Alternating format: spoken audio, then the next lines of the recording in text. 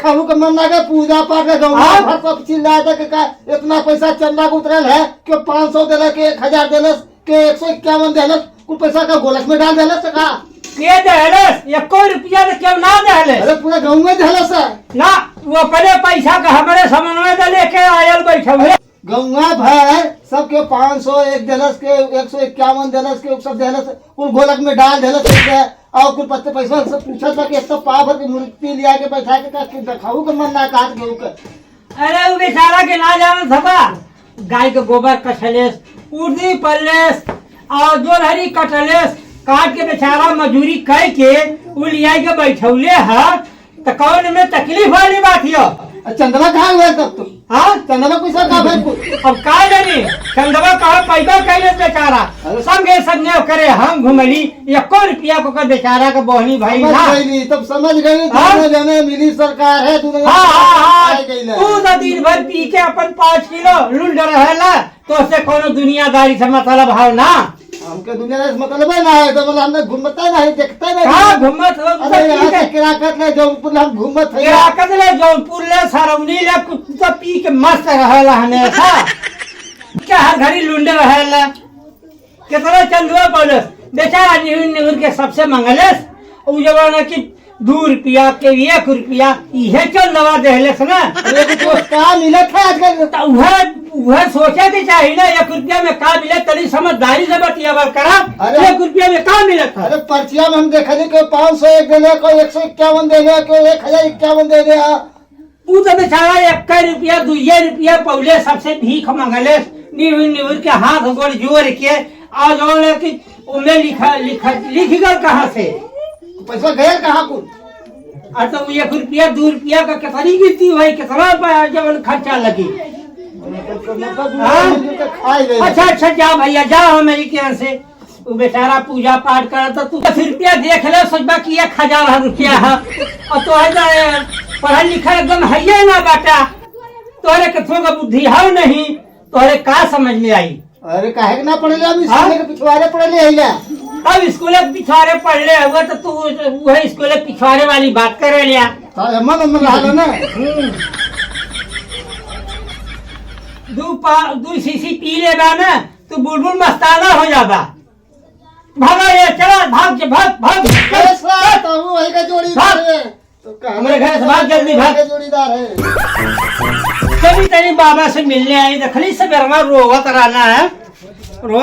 है तनी उनकर हाल चाल ले आई और तनी देवी माई के गोड़ ओड़ तनी पर ले आई आज काहे से कि लास्ट है मनवा से बात कर फुलवा से नाचो हई मोरा माई महारानिया रे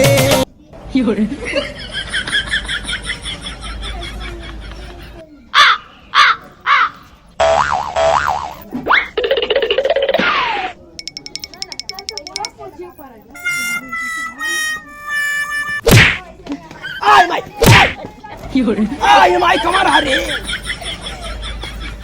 कैसा ना हमारे उकान नाम के ससुरा भूतन मतिन मर ले सरे हे माता रे तू ना मरलू है भैया राम राम। हाँ राम राम। और भैया बतावा तबीयत पानी मुंडा हाल चाल और बताइए। और तो कोई ठीका ठाक है ये कुछ हमारे क्या ना लाला बड़ा बुराई बतिया मत रहा ससुरा पी ले दारू न तो वह सबकर बुराई अनकर बुराई बतियावला हमें ये बात जमत मत ना वह भैया हम और रस्तवा में सबेरवा पैरवा आवत रहली है ओकर ससुरा के घर बनत रहल भैया के हमके अंड बंड बहुत बोलस लेकिन ओकर लड़का बहुत शिक्षितदार समझौलस अपने बापे की इस ससुरा ने जब सीसी मार लेता है ना तब पूरा गाँव का ना समझ सबके पता का समझला सबके चुतर भुजंगा समझ लगा सबके चुतर भुजंगा समझे पूरा जैसे जनाई की पूरा भारत के पूरा खरीद ले सबके बहुत सोशल इंडिया में खरीद एकदम से दुर्गा माई के जमाना की माता रानी का निंदा ही करत रहा कहा कि पा भर के मूर्ति लिया के बैठौले है। अरे और करे दामा ससुर के लिया के बैठावा देखावा ऐसा हाल है कि सबसे चंदा जमाना ले के मूर्ति बैठौले गोलक में पैसा धैले है कहता था ओके बांध के मारी थी आज सारे के। ये भैया क्या चंदा ना दिले सब 2 रुपया 1 रुपया 98 रुपया तब बतावा बताने में का होई घर से पैसा लगल ना। हम जाई सबकर लेडी बटोरी जाए के कोने कोने सबका लेडी साफ करी सबकर गाय का गोबर साफ करी गोबर पाती बूढ़ पुरानियन के हम जाके बाजारे लौना था खियाई भैया 10 रुपया आटा दे गया हाय तब न जा कैली है। अरे भैया हम जानत हैला तू कितने कठिनाई से जमाना के लिया के मूर्ति बैठौला हम खुदे पता हम खुदे जवान देखत रहली जल्ला लेकिन ओके ससुरा के समझ में जैसे बतिया आइबे ना करत भैया जे करला ने वही का दिलवा जाना ला हमें अखर जाना इतना लोगों बुराई कहना हमें अखर